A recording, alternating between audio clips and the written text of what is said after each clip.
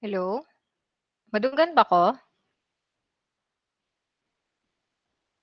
Yes, ma'am. Okay. Laimi, could you please lead the prayer? Thank you. Let's put ourselves in the holy presence of the Lord, all together then the Father, the Son, the Holy Spirit. Amen. Our Father, who art in heaven, hallowed be thy name. Thy kingdom come, thy will be done on earth as it is in heaven. Give us this day our daily bread, and forgive us our trespasses, as we forgive those who trespass against us. And lead us not into temptation, but deliver us from evil. Amen. Father, the Son, and the Holy Spirit. Amen. Okay, good. Thank you, Laimi. Good afternoon, everyone. Praise be Jesus and Mary. Now and forever. Now and forever. Okay. Teka, lang ha.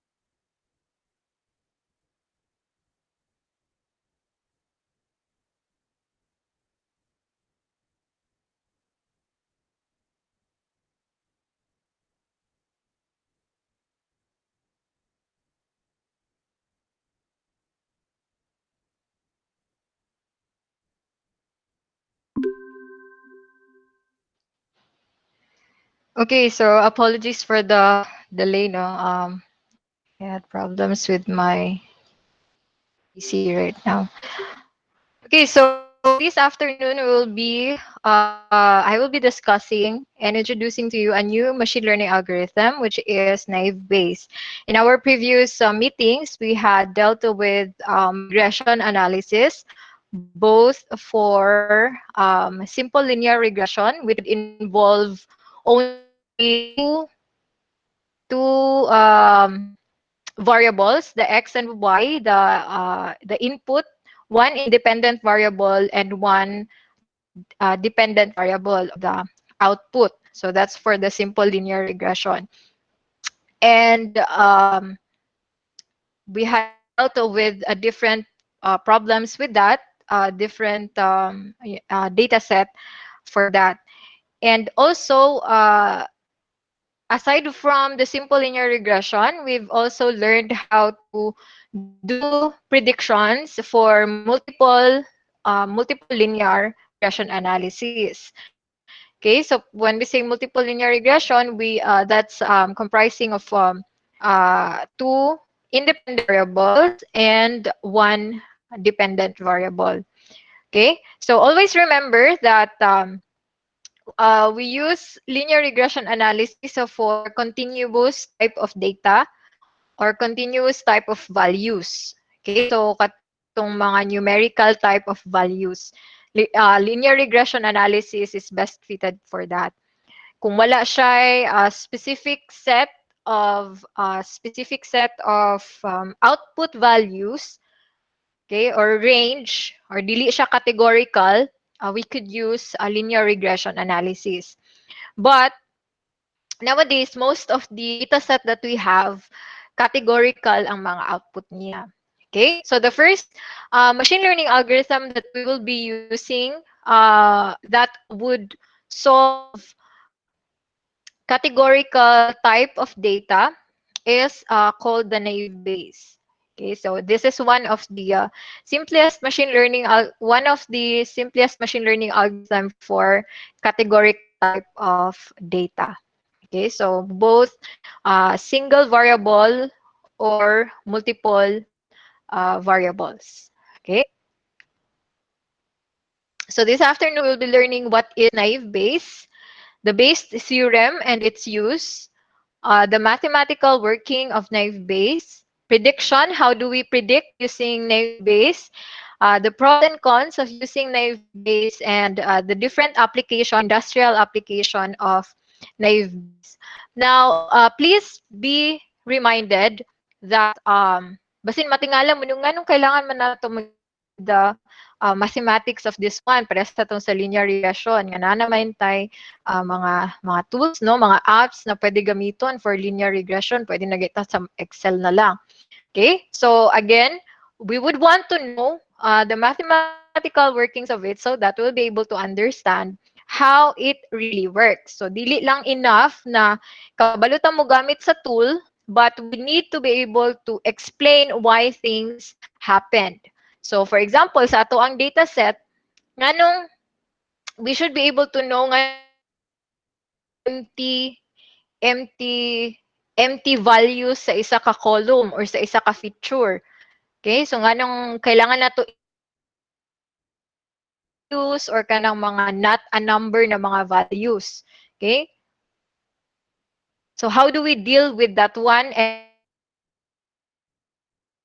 numbers or empty values or not a number values? Because when we try to compute for it, pag tanaw na to ang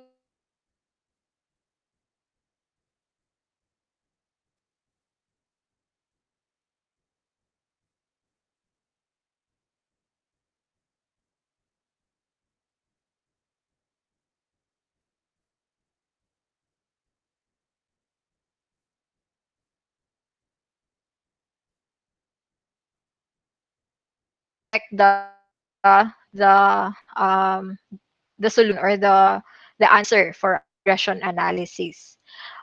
Okay? So, mo na siyang kailangan nato mahibalan or kailangan ang iyang mathematical foundations. And katong mga notes na kung katong mga books na kung gihatag sa inyo kung tan-awon nito na mga programs gamit na lang okay, so there is a library called scikit-learn wherein tawagon na lang nimo i-import na lang nimo ang algorithm. So for example,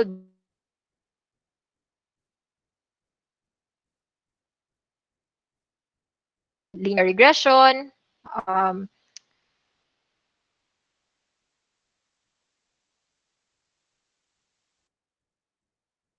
it's not in that we know how to call specific library, but we need to be able to solve it as well.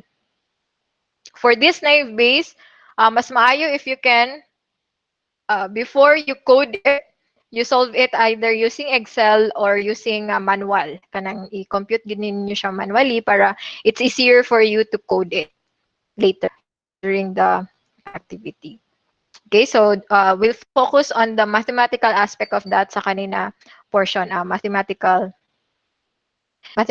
working of naive Bayes. Okay. So what is naive Bayes? It is a classification based on Bayes theorem with an assumption of independence among predictors. If we have undergone statistics ability, for sure we've already discussed or you have already encountered the Bayes theorem. So it is composed of two types of probability techniques, the joint probability and the conditional probability. In naive Bayes, most of the probability techniques involve conditional probability. Okay, pag nanata dito sa mathematical working naive Bayes, mahibalaan nato na siya no kung sa tong conditional probability. So, it is a technique based on Bayes theorem with an assumption of independence among predictors. So what do we mean by assumption of independence among predictors? So when we say assumption of independence among predictors, meaning each of the independent variable or the features, okay? For example, dito sa ato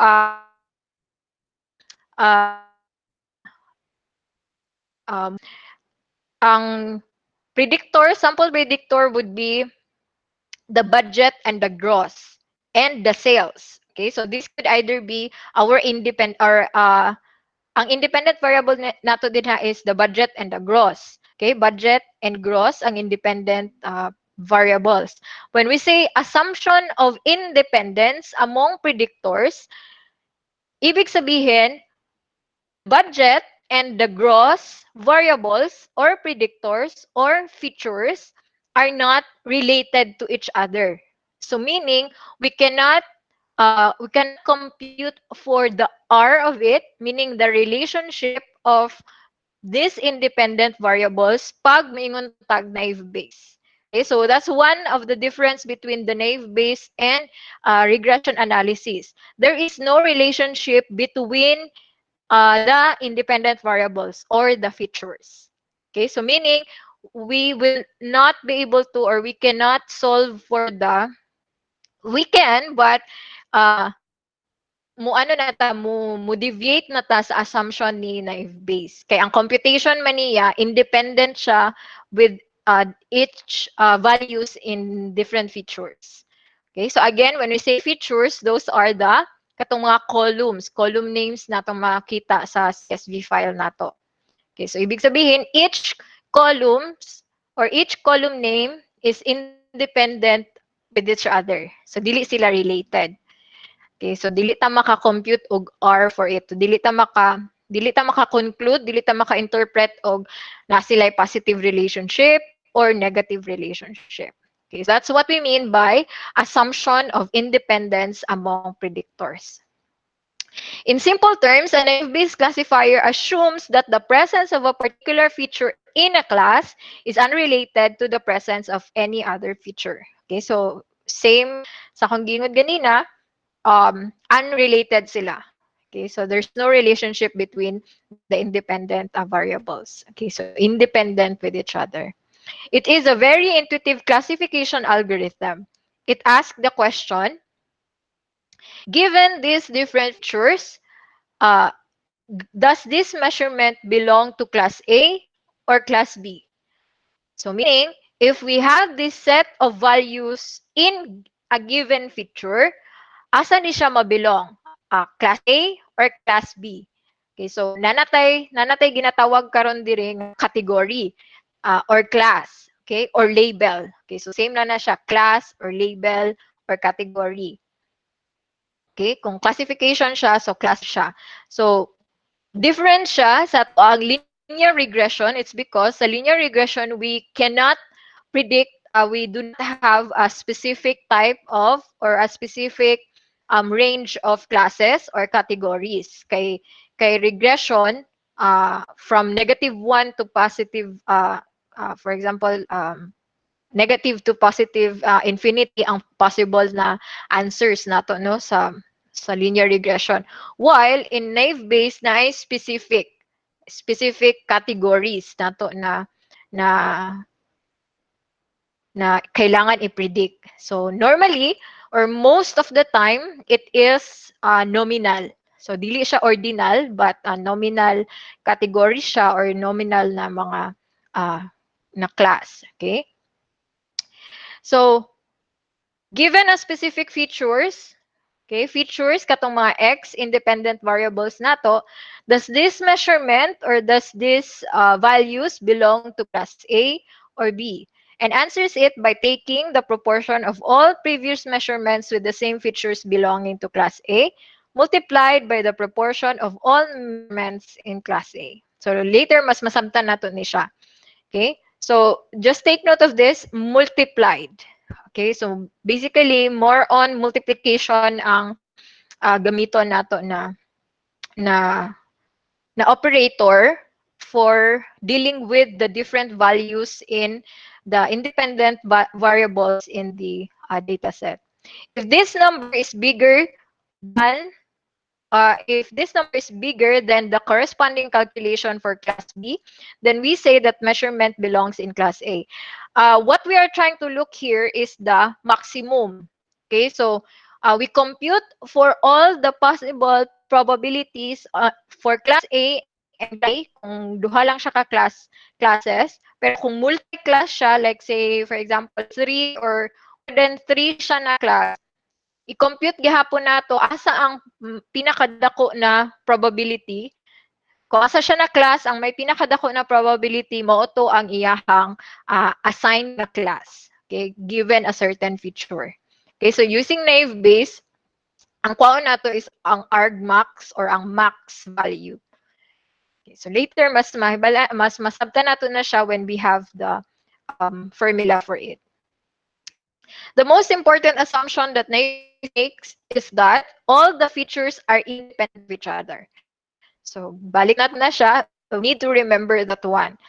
So, dili parehas atong gihimo nato sa linear regression nga, we assume that there is a relationship between the budget and the sales. So, like say for example, kung dako ang sales ay dako ang budget, dako pud ang sales. Okay, so na mga ana na mga type of interpretation or relationship. But in naive Bayes, we do not do that one for the independent variables. Okay, so a little recap of what is Bayes' theorem and the conditional probability. So the Bayes' theorem forms the backbone of naive Bayes algorithm. We use conditional probability. So we have types no, sa Bayes' theorem, conditional probability or joint probability. What we use in the naive Bayes is the conditional probability to classify the data. Thus, the naive Bayes algorithm basically gives us the probability of a record being in a particular class given the values of features. So Bayes' theorem is a formula that describes how to update the probabilities of hypotheses when given an evidence. Okay, so for example, this one, ni siya. Okay, kanina diari sa baba. Given a hypothesis H and an evidence na E, okay, so kaning E ug H diri ang pasabot ani hypothesis or katong class, okay, or class prediction A or B, and then the evidence is the feature, okay, kan evidence mo na ang mga feature or independent variable. Ang H mo ni ang dependent variable or katong output class. Bayes' theorem states that the relationship between the probability of the hypothesis before getting the evidence, which is the P of H, and the probability of the hypothesis after getting the evidence. So the probability of getting a class H or the hypothesis given some features is defined as this one. Okay? So the probability of H given E is equals to the probability of E given H times the probability of H over the probability of E. Okay, so medyo ano siya no, medyo winda siya no pagka lang ato ang tan-awon no, but let's try to see if we have kanang nanatay actual na example. Okay? So without the formula, we can say in plain English that katong PH of E mo ni siya nga equivalent. The probability of an outcome or a certain class given a known evidence or features. So again, this is the class that we would want to predict, and these are different features or a feature that is given. Okay? So again, how do we read this one? The probability of H given E. Okay? An example for this is katong example later makita na to sample is kanang weather. Okay? The probability that the probability that you will play given that the weather is sunny. Mo na siya ang E. Okay. Often, we know how frequently some evidence is observed given a known outcome. And this is represented by katong P probability of E given H. Okay, given an outcome. So, kani siya. Moto ang sabot niya sa kani siya. We must use this known fact to compute the reverse, which is to compute the chance of the outcome happening given the evidence. So, all these things, pag kaning formula nato din okay, kaning definition nato sa naive Bayes, in English, it could be translated as something like this one. The probability of an outcome given some evidences that we know or some features that we know is equals to the probability of having some features that we know or evidences that we know given an outcome times the probability of that outcome scaled or over by the probability of an evidence. So an example computation for that is something like this one.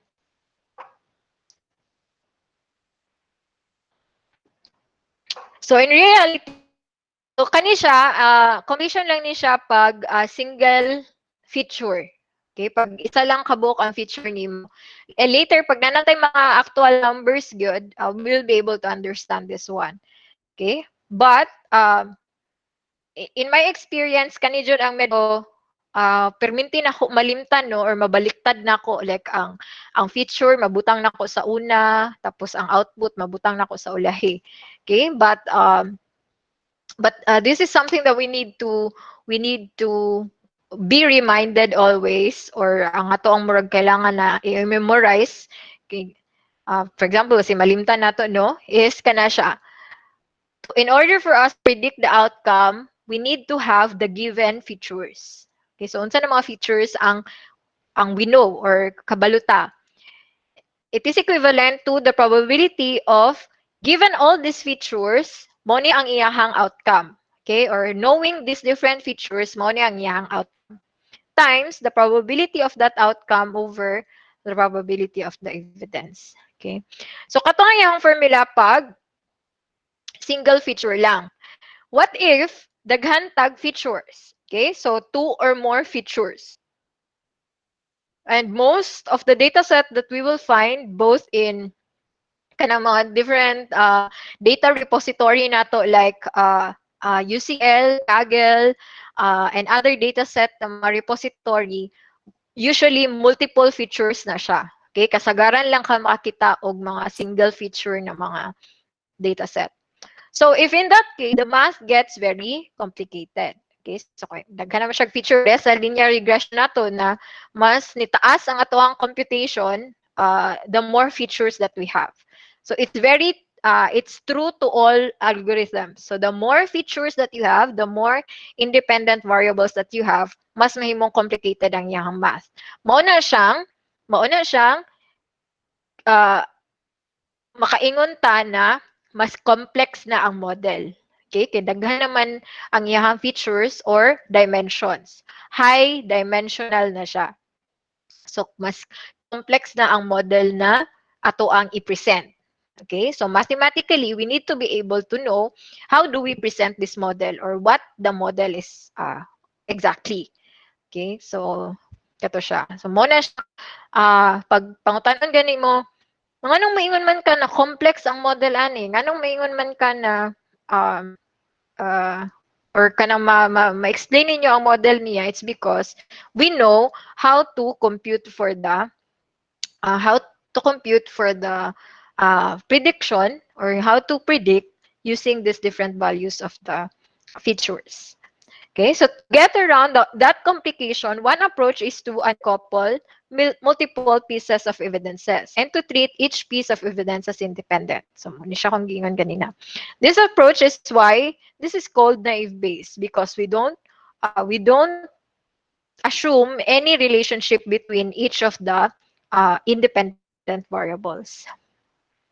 So, kung i-compare na to siya ganina, kani siya, dire, kani siya is for single feature lang ha, single feature.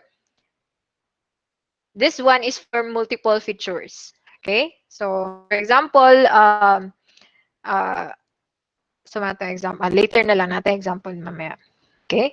So, pag may multiple features, evidences, so yung ani na may mo niyang formula. Okay? The probability of having an outcome or a class A, for example, given features X, Y, Z is equals to the probability of XYZ given, or first feature pa lang, the probability of X given A. Okay, for example, A ni siya na class ang ato ang ginatry og predict ha.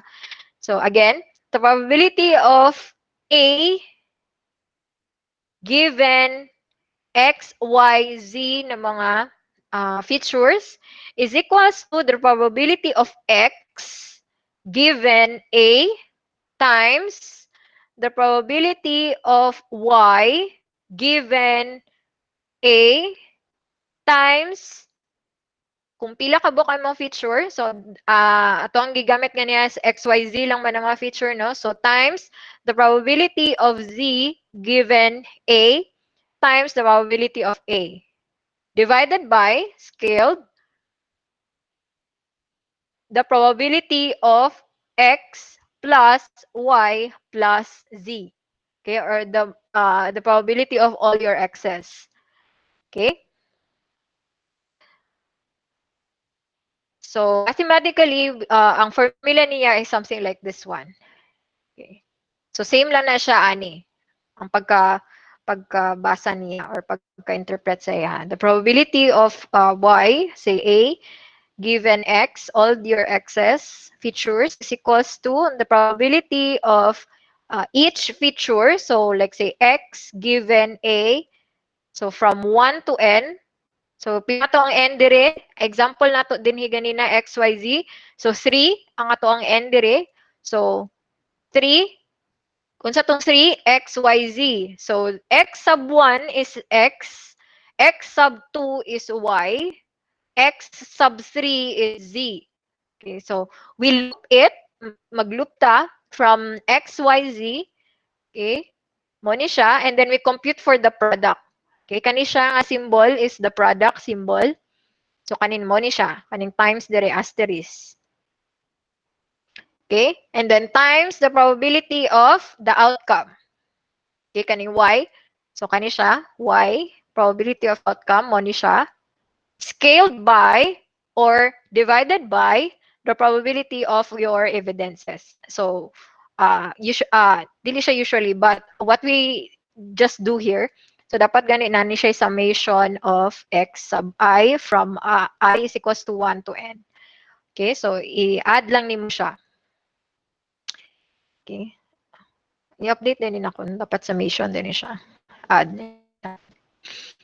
Okay, so to better explain it, XYZ na sa baba, ma'am. Yes, XYZ ni diri sa baba. Okay, so dapat ni siya, summation ni siya. Okay, wait lang ha. Dapat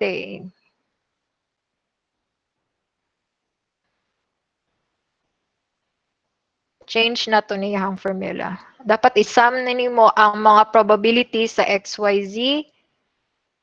Ah,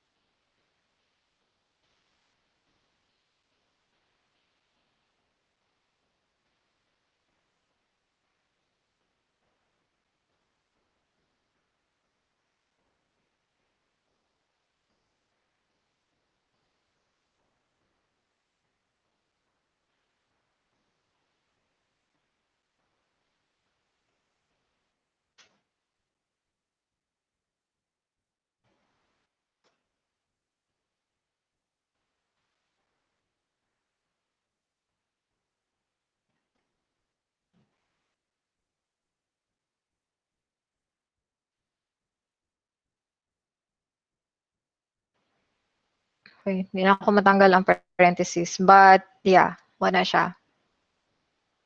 Okay, so that's the updated formula. So if you have multiple features, so you have X, Y, Z, so we just simply get all the probabilities of your multiple features, multiple independent variables.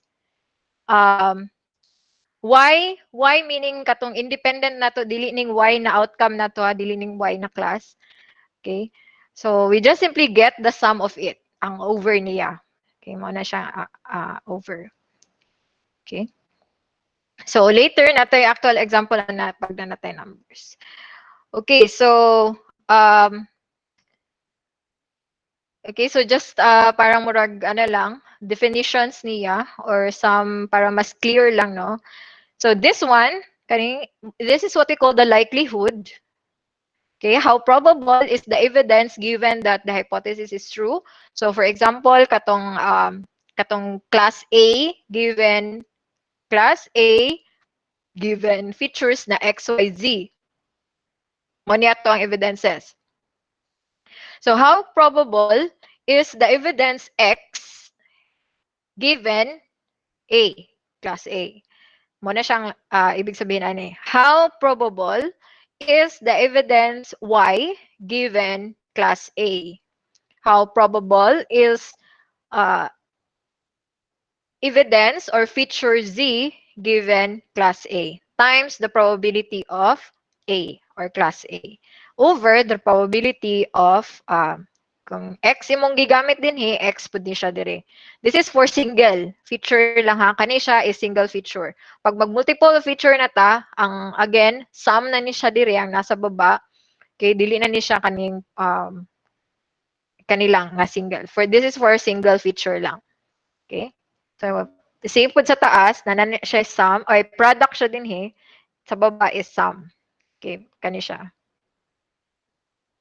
And then, kani siya, scaled by, divided by the sum of all the probability of all the features. Okay, so later natin example.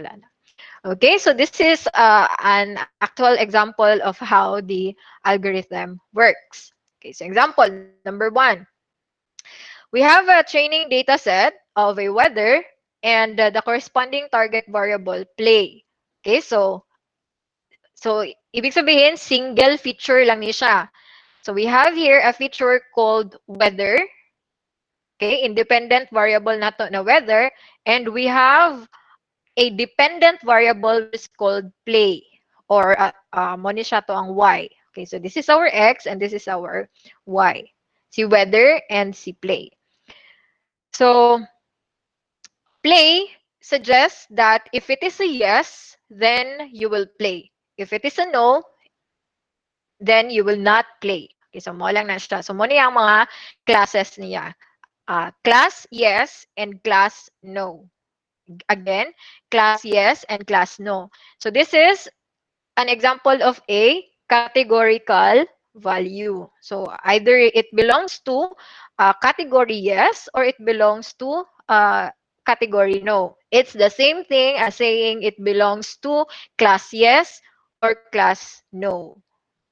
So mga to ang target. Okay? So target output.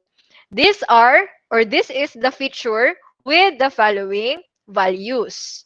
Okay? So mo ang mga values sa kanina feature. So weather na feature could have values like sunny, overcast, or rainy. So ibig sabihin, ang weather na feature could have three possible categorical values. So categorical gihapon siya. Tanaw ninyo dili siya numeric. Compared na to sa ato ang linear regression last time na halos numeric tanan na to ang ginadeal na mga values. Which is something na mo ni ang isa ka advantage ni naive Bayes. It's really good in doing prediction basta categorical na mga values. So again, this is our feature and this is our target output. Okay? So a weather feature could have three possible values: sunny, overcast, or rainy. How many instances or inputs do we have? We have 1, 2, 3, 4, 5, 6, 7, 8, 9, 10, 11, 12, 13, 14. So we have 14 inputs. So again ha, dili na siya i-confuse ang features ug ang inputs. Features kaning nasa taas, inputs kaning naa diri sa row. Okay, sometimes some would actually call this one as observations. Some would call this rows. Okay, so na yung mag-ingon na rows ni siya, 14 ka rows, 14 ka inputs, 14 ka uh, observations. Okay, so same lang na siya. Okay, so we have 14 inputs with given first input. First input is that we have a sunny na weather and no, you will not play. We have an overcast na weather. Yes, you will play. You have a rainy na weather. Yes, you will play. So there are many observations. Okay, so asa man gikan ni mga observations? So could either be gigather ni siya sa different other researchers. Okay, so na based sa na-observe nila na sunny ang weather pero ang mga players wala nag-play. So that's one observation or one input. Overcast or rainy ang weather pero naay mga nagdula. Okay? So that's another input on another observation. Okay? So mo na siya ang ato ang data. So again, we only have single feature. So ang formula na gamiton nato is katong simple lang na naive Bayes algorithm. Dili tong with multiple features. Now, we need to classify whether players will play or not based on weather. So ang ato ang model karon, ato ang machine learning algorithm model will now try to predict na if hatagan kog isa ka weather, mudula ba ko or dili. Okay? Mudula ba ko or dili given all the previous observations. Okay? So ako ang model karon maghatag og prediction or paghatag siya suggestion or recommendation whether a player will play or not given an input na weather. Okay? So the first step that we're going to do is to convert the data set into a frequency table. So this is very important. How to convert this data set kani into a frequency table. So ang kailangan lang nato buhaton, first step is that per feature, Again, per feature, you get all the possible values in that feature.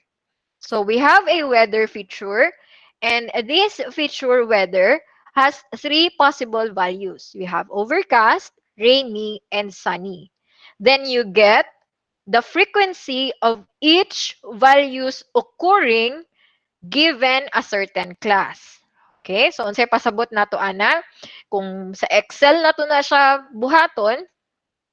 So the first thing that we need to do is that extract sa nato ang isa ka feature. Okay, so we get the first feature, extract it, and then read all the inputs or observation in that feature. So now we have this column. Okay, so nata din karon. So na-extract na nato siya. So ibig sabihin, the unique values in this feature are overcast, rainy, and sunny. Now we get the frequency or simply the count of each values occurring given a certain class. So again, our class here could either be a no or a yes. So we have here class no or class yes. So kung tulo ni siya ka class or multi-class ni siya, dagdagan lang nimo ni siya isa ka column dire. Maybe, for example. So natay example dire na maybe na class. Okay, so but given our data set, we only have two classes. Possible two classes no na a target output. A no and a yes. So, let's count. Sa overcast, okay? So, the program, okay? So, para magka-idea mo, the program will now read the weather na feature. Okay? So, gi-extract na nato, no? Weather na feature. So, tanawon niya, basahon niya ang weather na feature. And then, pangitaon niya si overcast. Okay? Is it a yes? So, mag-increase ang count ni yes. So, 1. Makita na po siya isa ka-overcast. Unsa ang iyahang output pag overcast? Yes na po. So, mag-increase. 2. Ngita na po siya overcast. It's a yes. So, 3. Another overcast. Yes. So, it's a 4. So, wala siya overcast ang weather nga dili sila mag-play. Always na pag overcast, yes, they will play. Okay? Next, we go to rainy. Okay? So, rainy, ato na punta sa frequency na weather. Frequency. Feature na weather.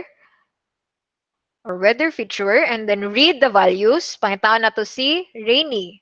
Rainy. So we found rainy here. Okay. So pwede ni siya, depende sa unsaon ninyo sa inyong code, pero pwede ninyo siya sequentially, and then every time na so syempre by ano man gina siya no, by input, by observation man gid ninyo siya padaganon ang inyong program. So every time na makita siya gisa ka feature din plus dayon mo din plus. Okay, so rainy, yes, 1. Rainy, no, 1. Rainy, no, 2. Rainy, yes, 2. Rainy, no, 3. Okay, so that's how you count. Sunny, sunny, no, 1. Sunny, yes, 1. Sunny, another yes, 2. Sunny, another yes, 3. Sunny, no, 2. O wala na yung sunny. Okay, so overall, this is the frequency na table. Okay, given this data set. Okay, and then you get the total for each class. So, ibig sabihin, natay 5 ka no, natay 9 ka yes. Overall, we have 14 observations or 14 inputs. Okay, so that's the frequency table. So now that you have the frequency table, now we compute for the likelihood. Okay, so when we compute for the likelihood, we just simply get the total for each values divided by the total number of observations. Okay, so for example, kanisha, we have a total of 14 observations. So the likelihood of overcast, okay, the likelihood of overcast is kanisha I mean, the probability of overcast is kanisha.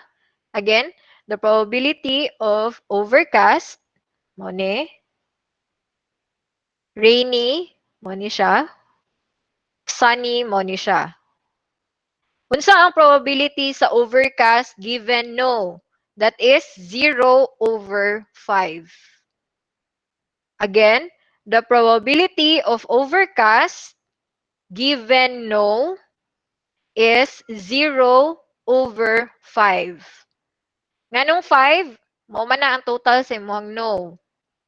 What is the probability of overcast given yes? 4/9.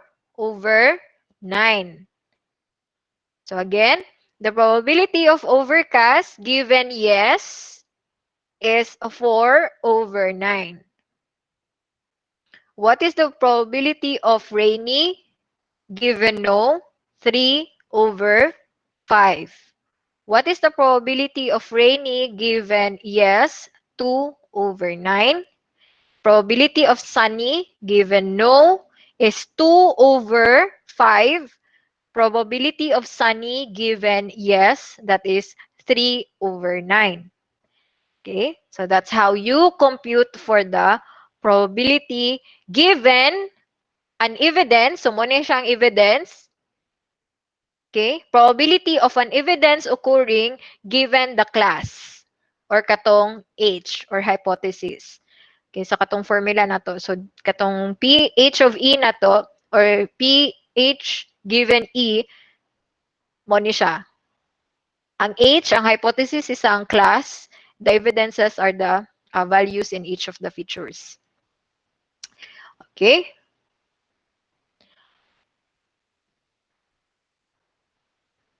Question so far? May question? Okay, so wala. Okay, so let's proceed. Okay. So, ang atong gi-compute pa lang diri sa table is the likelihood na table. Okay? So, we have already computed for the likelihood.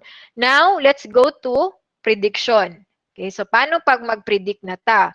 This is how we predict or get the likelihood of a certain feature occurring or a certain class occurring given a feature or a value in the feature. Okay, so single lang ni siya, single feature lang ni siya. So this is how we do it. So the formula is katong P of H given E is equals to the probability of E given H times the probability of H over the probability of E. So mo ni siya ang katong equivalent niya sa formula. Okay, so do not forget that one. Now we substitute all the values here in our data set sa katong formula. So the probability of yes given sunny is equals to the probability of sunny given yes times the probability of yes over the probability of sunny. So substitute. Unsa maning P sunny probability of sunny given yes.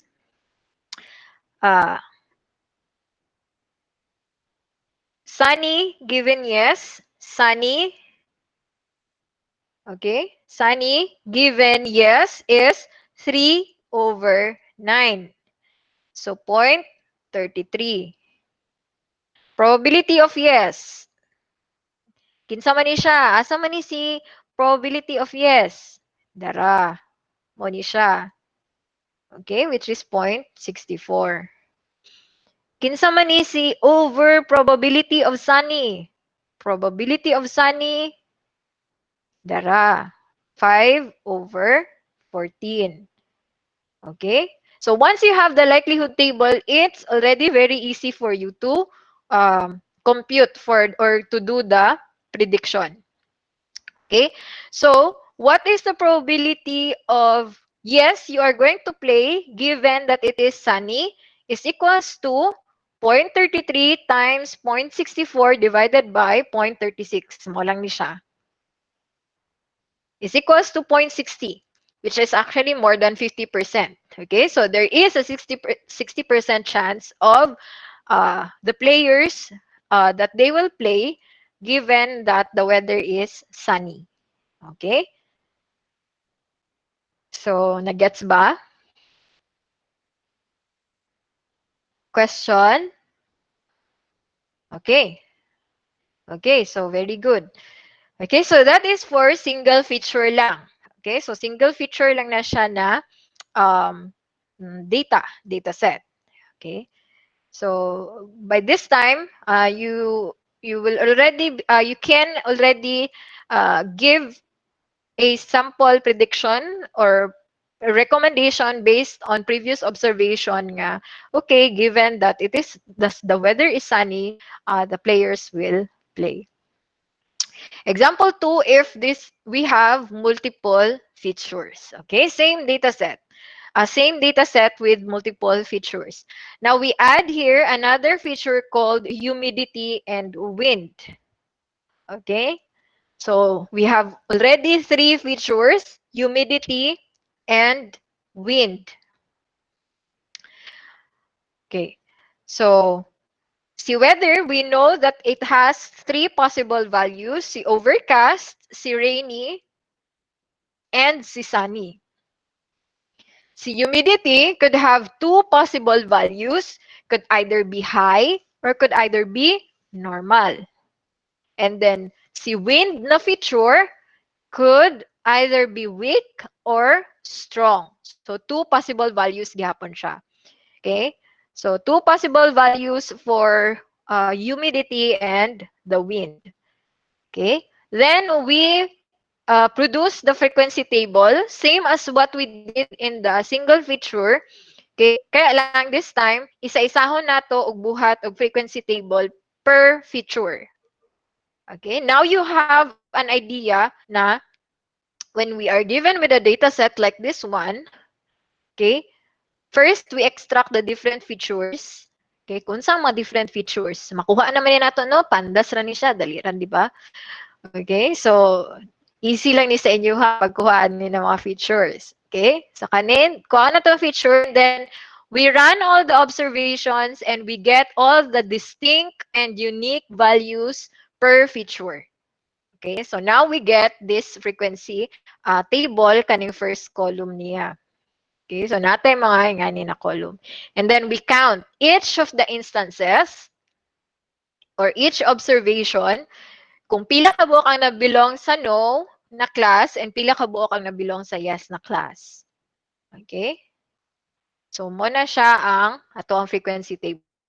Okay? So, now that we have this one, okay, so kabalo naman taon sa ani siya pag-count, kani mga values diri sa ni na-come up, we then compute for the likelihood table. Okay, so same gihapon siya sa single feature, it's just that per feature butangan nato siya og frequency table or buhatan nato siya frequency table and likelihood na table. Okay? So given this data set, this is the likelihood table. Okay? Per feature and per class. Okay? So, question so far sa kanina mga tables. Okay, so wala, no? Very good. Okay, so now that we have both the frequency table and the likelihood table, we can now do prediction. Okay, so unsa ang possible na pwede nato buhaton sa prediction? Okay, so for single feature, kung kuhaon nato magpredicta per single feature, katong ganina, parehas ganina, yes, given sunny, so same mo niyang formula niya. So, lahi na nga to ang mga values, no? Kaya naglahi na po na to ang data set. Naglahi po na to ang frequency, naglahi po na to ang likelihood. Mo nang, it's very good if we know how to compute for it. Dili lang kay mo gamit ta og specific library or mo gamit tag ka ng mga tool. Kaya kaya na to mag-backtracking. Okay? Let's say, for example, na yung mga anomalies na makita na to sa solution or sa problem, kaya na to i-backtrack. So, pwede ta na mag-backtrack ta sa to ang mga table kung naay mga discrepancy diri or mga anomalies na makitaan. Kay kung mogamit lang ta og tool or mogamit lang tag library, tapos naay mga questionable kayo na mga output, dili na kabalo asa siya nagka problem. Okay?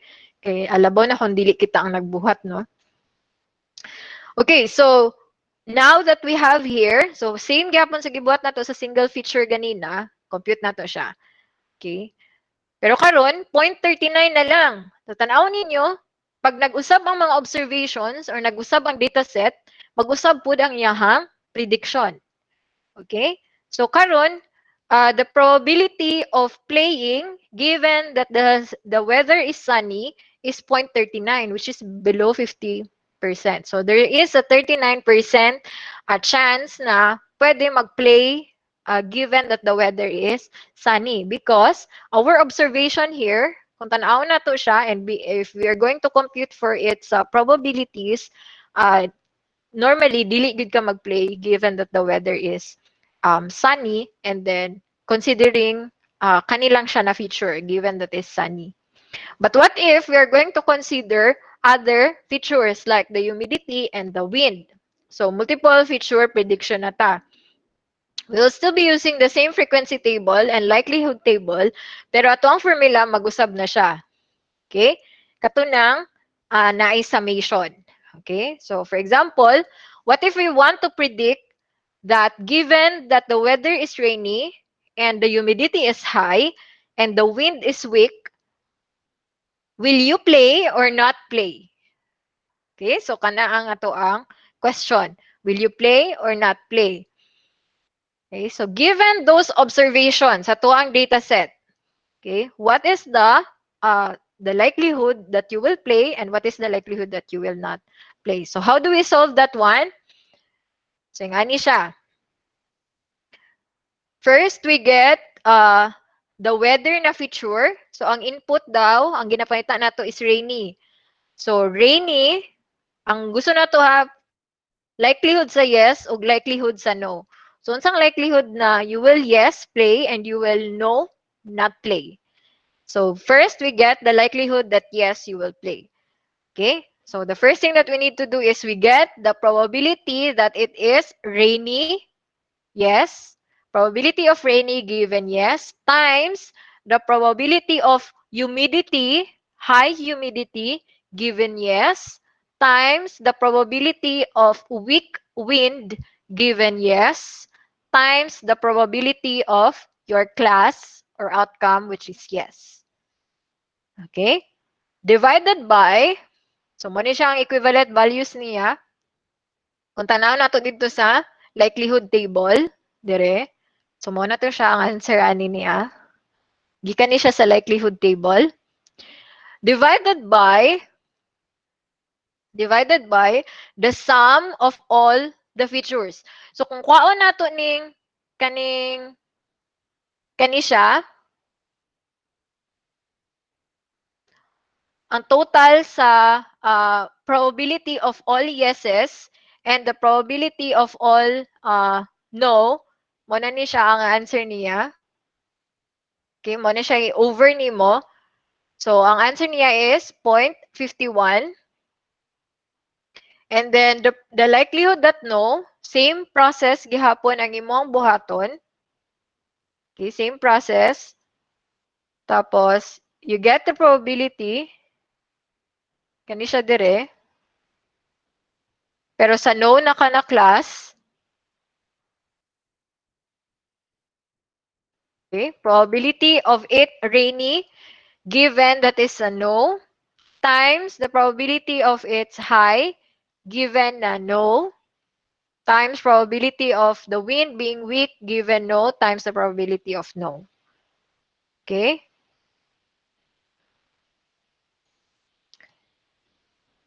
Okay, wait lang ha.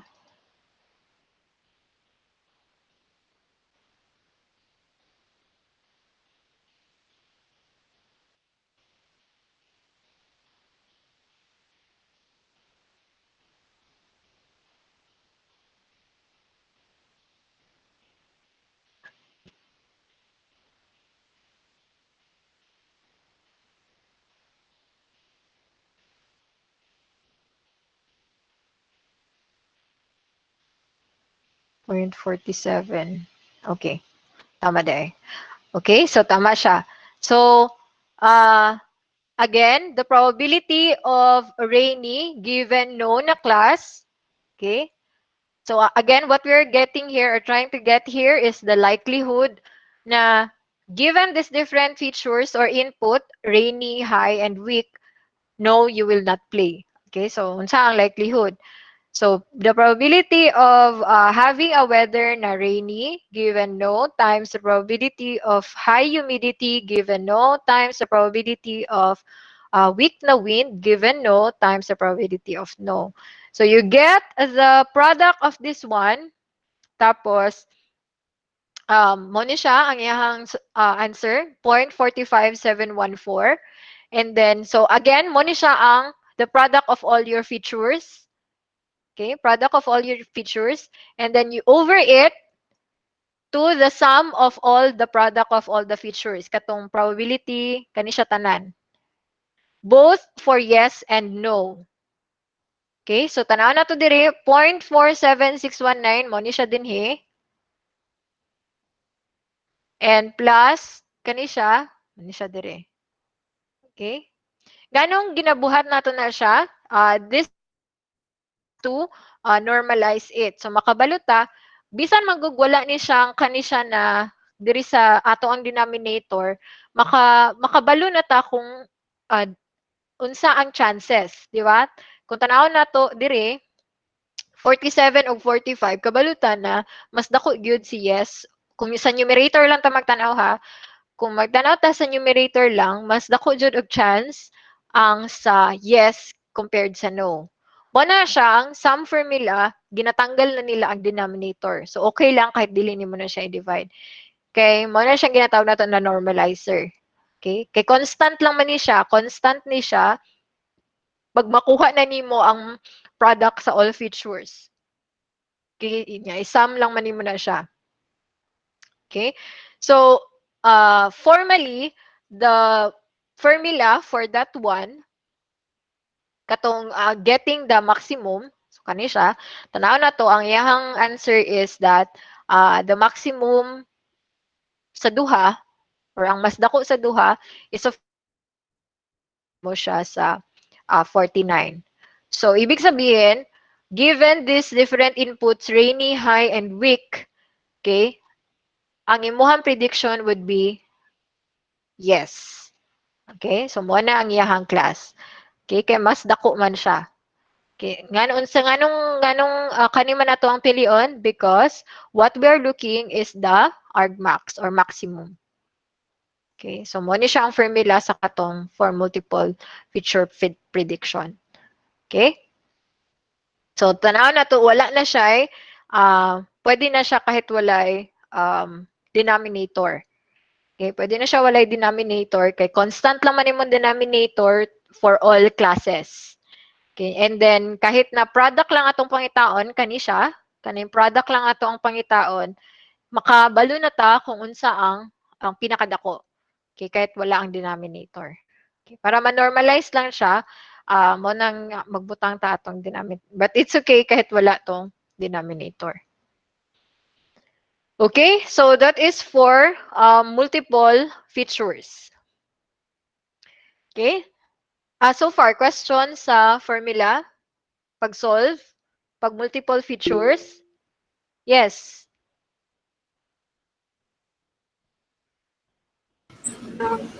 Yes. Yung sa denominator, ganito. Ay, katong same siya yung, for example, yung sa denominator po, Ah, same siya sa 0.4761. 7619. Yes. I-add lang nimo siya. Kaya kung tanawon nimo siya, kaning point 0.47619 is the product of all the features. Rainy, weather, high na wind, high na humidity, and weak na wind. So this is the product. Ang kaning 471 is answer ni siya ani. Kani siya. So, tapos i-add nimo siya sa product pod sa class nga no. And all the features sa kani siya, all the features sa class nga no. And then both of them will have the same denominator. So meaning, kung mag-solve ta ani, meaning kung before we could actually do the predictions, kailangan makahatag na taog since normalizer man ni siya kaning denominator nato, makahatag na taog normal distribution sa iyaha per class. Okay, makahatag na tag normal distribution.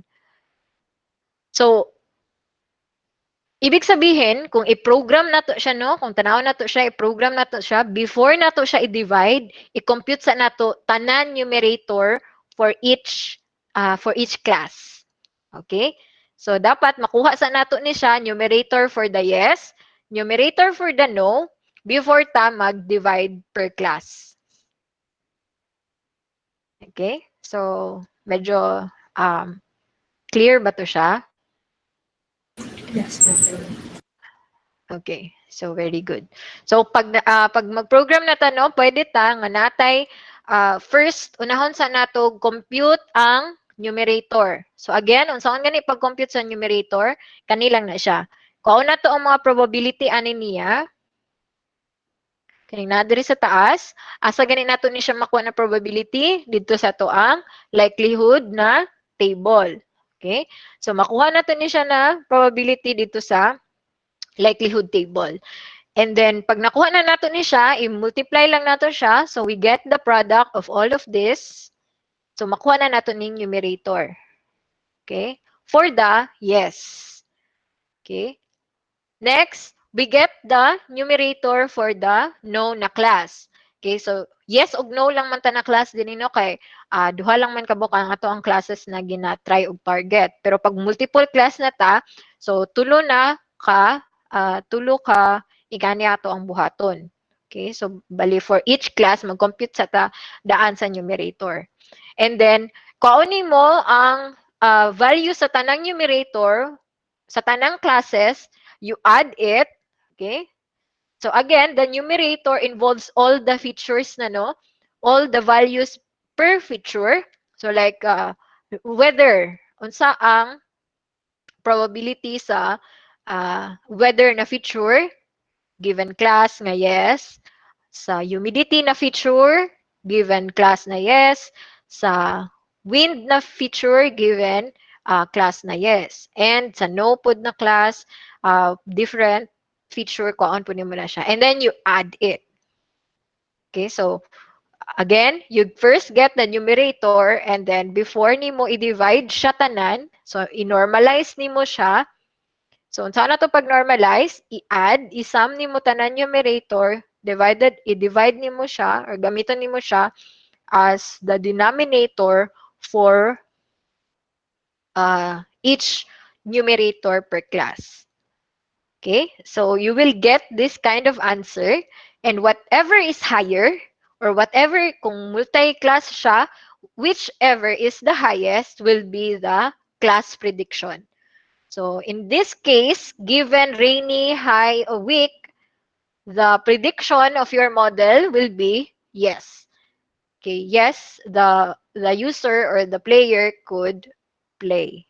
Okay, so mas dako man siya. But kung tanaw na to no, dili kayo dako ang iyang difference. Okay?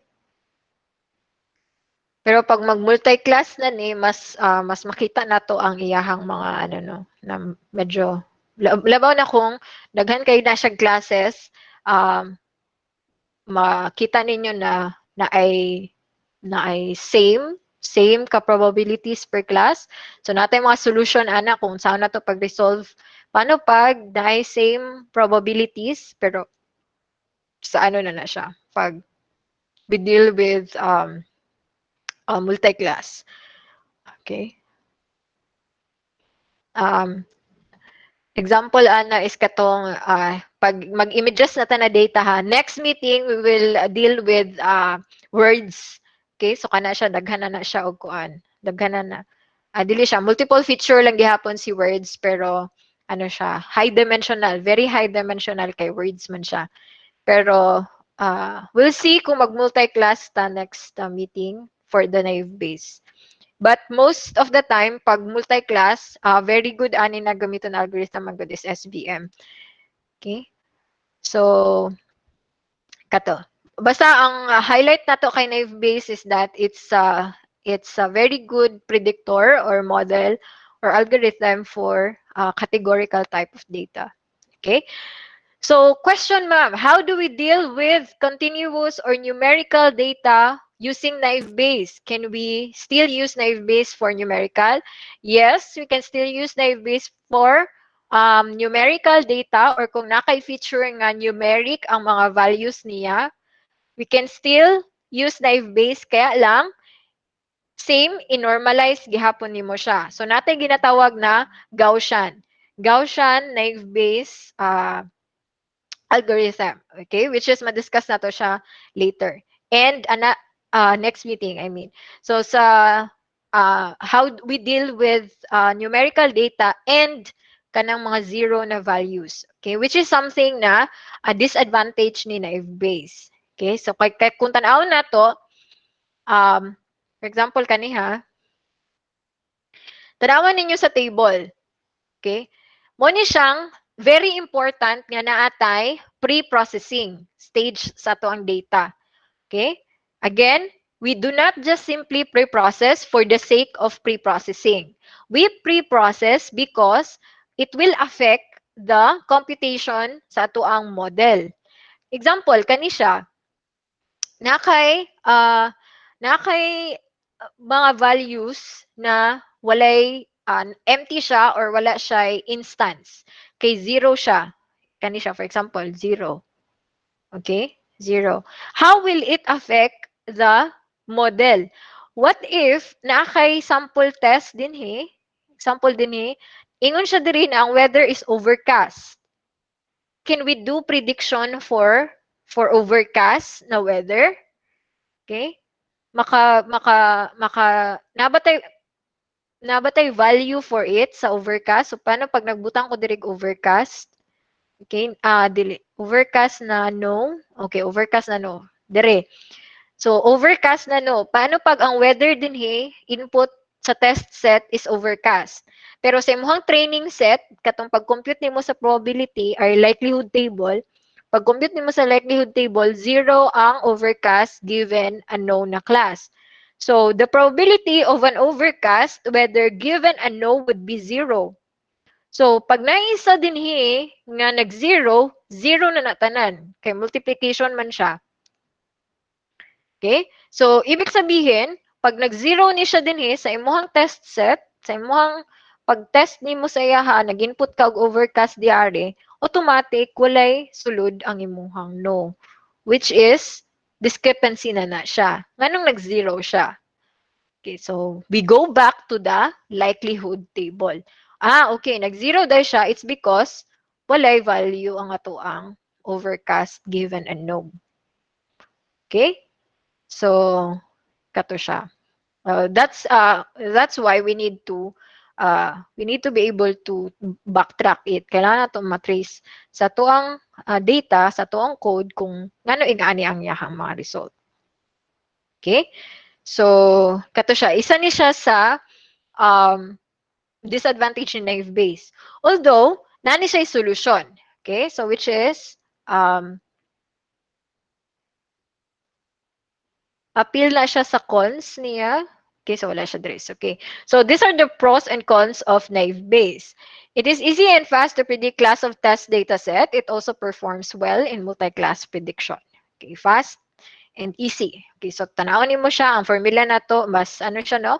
Mas less complicated siya compared atong gibuhat nato sa linear regression.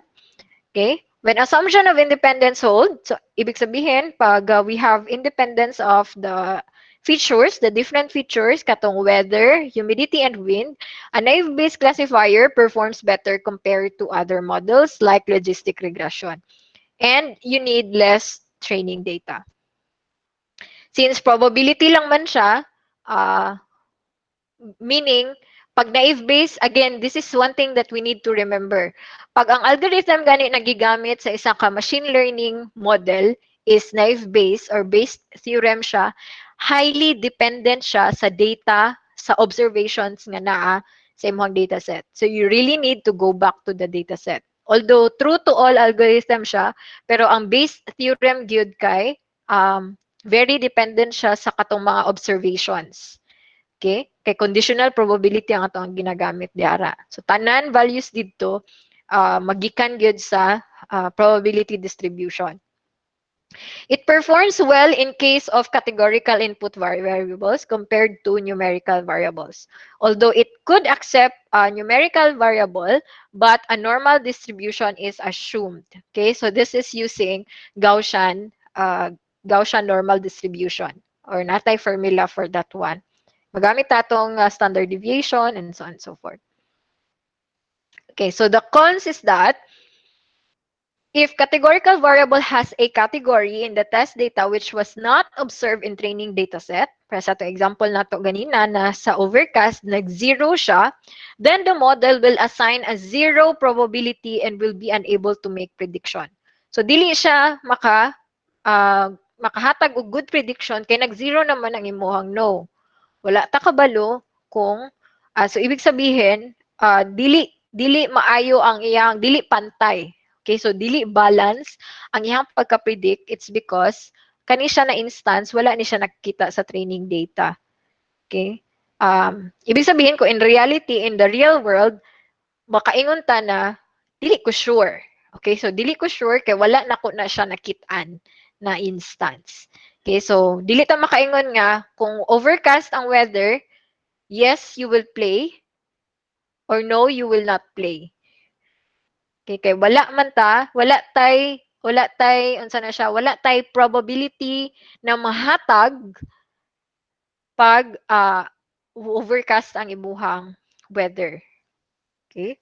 So this is often known as zero frequency. So to solve this, we can use the smoothing technique. So natay ginatawag na Laplace estimation. Okay, so Laplace estimation is just simply adding 1 to all of the values. Okay, para lang maglikay ta sa zero na value. Okay? Kaya kung nana siya 1, ibig sabihin dito, katong probability nato na 0 ang value, may mo na to siyang 1. And, di ba si 1, pag sa multiplication, mura lang siya walay pulos ang 1. Pag i-multiply ni mo siya sa 1, it will still stay the same. So, 12 times 1 is still 12. 15 times 1 is still 15. So, mura lang siya wala. Okay, so muna siyang good smoothing technique siya. Okay, si 1 or kani siya si Laplace. So, Laplace is just simply adding 1. So the assumption of independent predictors, in real life, it is almost impossible that we get a set of predictors which are completely independent. Okay, as the naive Bayes theorem gives equal importance to all the variables, it is important to see that there is no multicollinearity among the variables. So, muna siyang ginaingon ganina, we cannot get relationships between each of the independent variables because naive Bayes assumes that all of the features are independent with each other. Okay. So there are 4 applications of naive Bayes algorithm in industrial application. So it can do real-time prediction. So every time na mag-update kasi mong dataset, automatic na kaya po nimo mag-update sa imuhang prediction. Okay? Multi-class prediction, you can do multi-class prediction. You can also do text classification, spam filtering, and sentiment analysis. And you can also generate or make a recommendation system. Okay, so given different features. So question so far, that ends our presentation.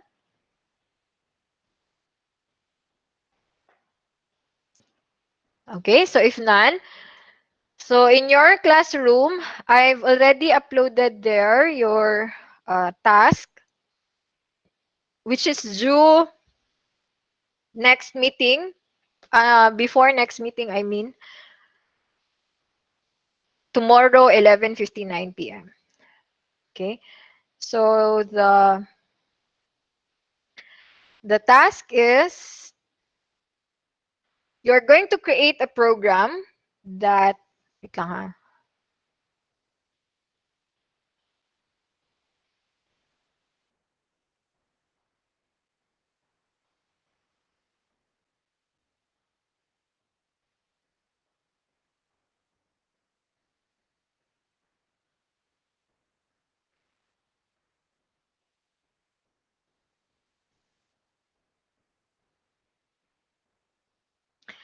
Okay, so you're going to create a program that will predict if a person is suffering from a disease using naive-based algorithms. So you make your own naive-based classifier. Okay, so do not use any library for this one. Okay, so you follow the process that I mentioned or I discussed a while ago. Okay, so the program must contain the following methods. Must contain the following methods. So these are the methods that are required, but you are not limited to these different methods. A method that will generate frequency table given a certain feature. A method that will generate the likelihood table, and a method that will do the prediction. Okay? And of course, you will have the main method which will accept the input functions. So, one possible na input is ang file. Asa siya gikan? Kaning naive-based dataset, .csv. Okay, so mo ang file na gamiton ninyo for training. And then, another input would be katong unsa ko ang sample na i-test. Okay, so this dataset has 1, 2, 3, 4. So it is a multiple feature na data. So we have blood pressure, fever, diabetes, and vomit na mga feature. So what if ang ako ang input is that for the blood pressure, it's normal, pero I have a high fever and I have no diabetes, but I vomit. Yes, I vomit. So, do I have a disease or I don't, or do I not have a disease? So, mo na siya ang try ninyo i-predict. Okay, using naive Bayes. So, ang test set na ako, input siya by the user. So, kani siya, kaning na diari, kaning 14 instances diari is training data ninyo. So, this is what you will be using for the likelihood table. Okay, so question for the activity.